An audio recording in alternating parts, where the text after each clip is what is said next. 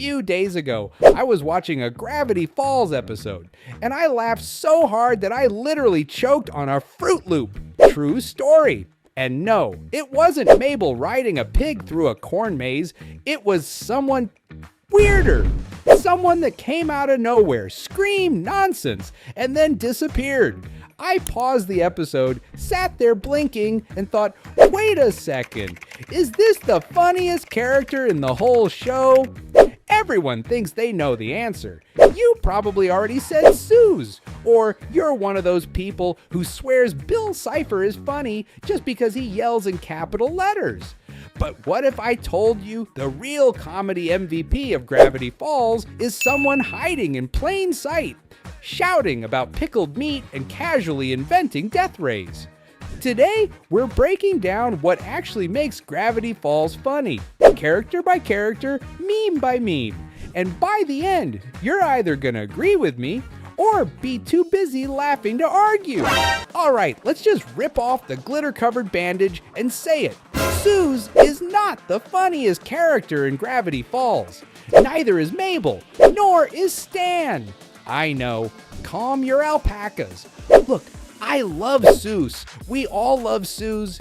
He's like a human golden retriever who got lost in a Radio Shack and just never left. Every time he opens his mouth, it's something like, I accidentally married a corn chip. And we all nod like, yep, that tracks. But here's the thing, Soos is hilarious because Soos is confused.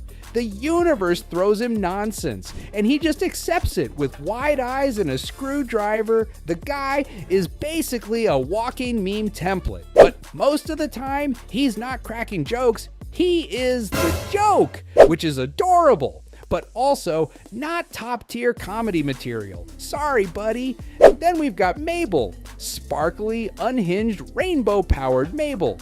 Honestly, if Chaos had a little sister who bedazzled her emotions, it would be her. Her comedic style is just sprint into a situation and yell something weird until it becomes iconic. And it works. For a while. But after the third sock puppet opera and her 78th alpaca reference, you're like, okay, I need a moment and possibly earplugs.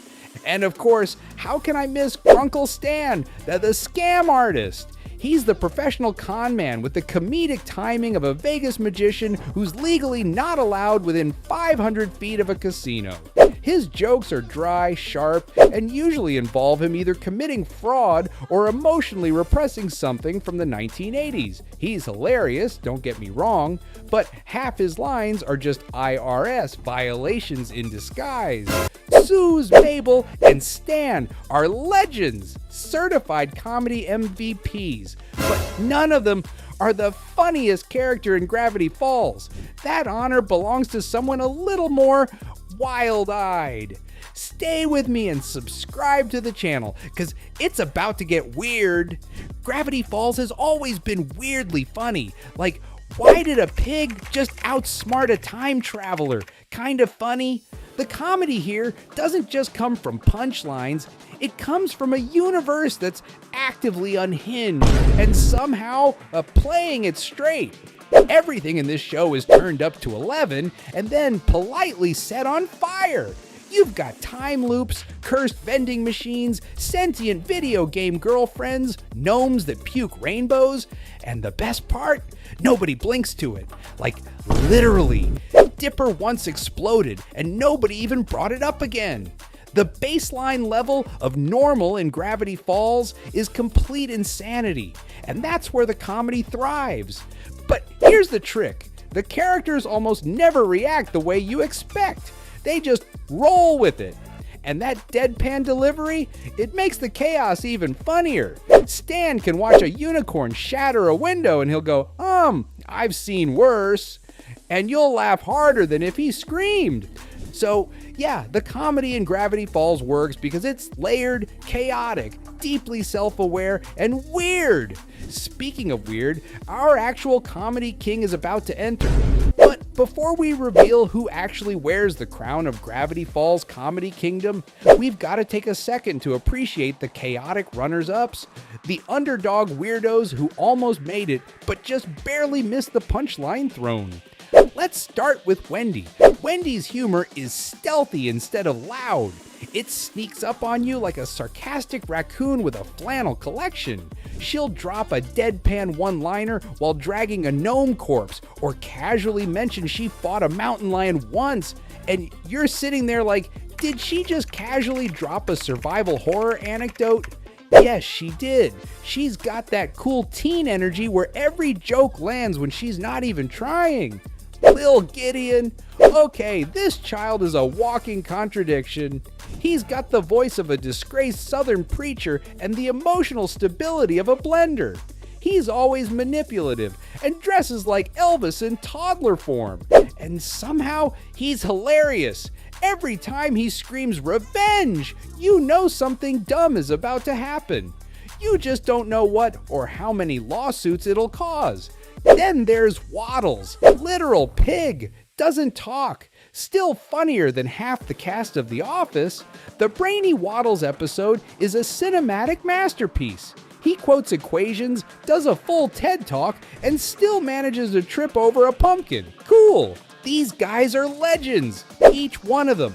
But none of them ever built a death ray because they were sad no one came to their retirement party.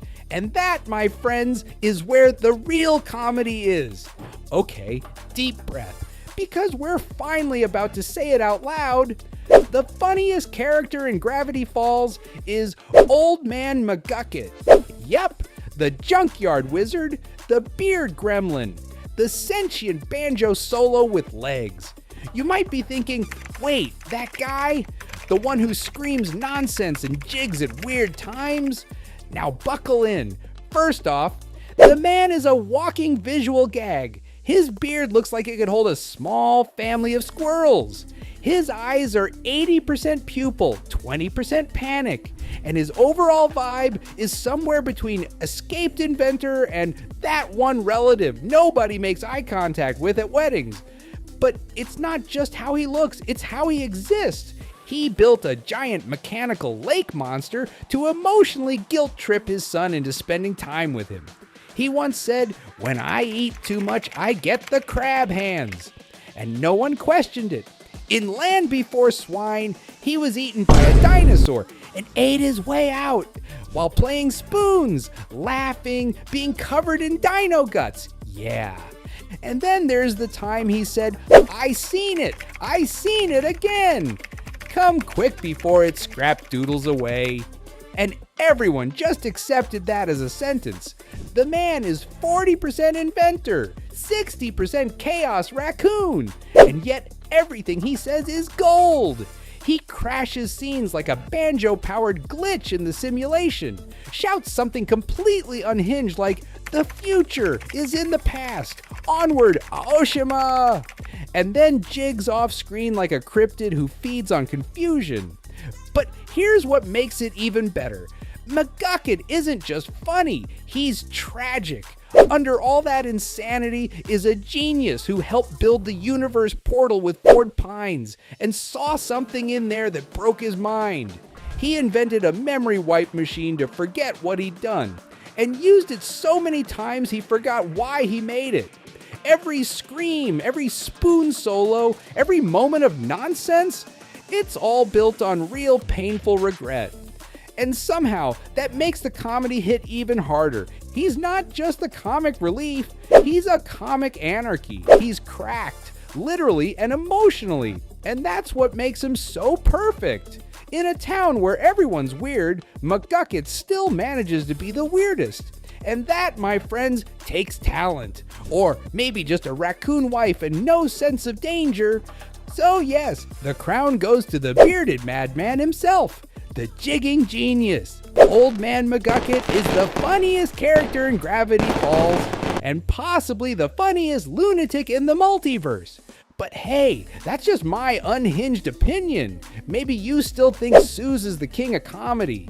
Maybe you think Mabel's glitter shock one-liners can't be beat. Or maybe you believe Gompers the goat has been silently running the show this whole time. Either way, drop your wildest Gravity Falls hot take in the comments. I want chaos. I want arguments. I want fan theories powered by sugar and sleep deprivation. And if you've survived this video without screaming into a tin can or marrying a raccoon, congratulations! You're officially cursed, blessed with good taste. So go ahead, like the video, and subscribe to the channel before the vending machine starts blinking Morse code again. And hey, thanks for watching. And don't wander too far, we've got more weird, hilarious, probably haunted videos headed straight for your screen.